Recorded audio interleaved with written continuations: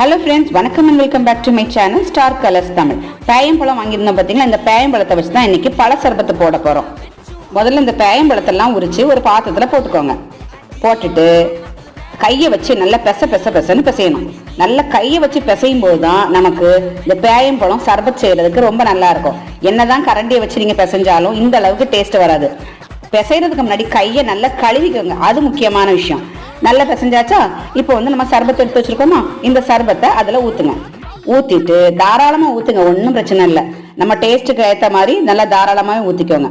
ஊற்றிட்டு அது கூடவே தண்ணியும் ஊற்றுங்க. தண்ணியை ஊற்றிட்டு ஒரு கரண்டியை வச்சு நல்லா கலக்குன்னு கலக்குங்க. கலக்கிட்டு உடனே எடுத்து குடிக்கலாம். கொஞ்சமாக ஃப்ரிட்ஜில் எடுத்து வச்சுட்டும் நல்லா சில்லுன்னு குடிக்கலாம். எனக்கு அந்த அளவுக்குலாம் பொறுமை கிடையாதுப்பா.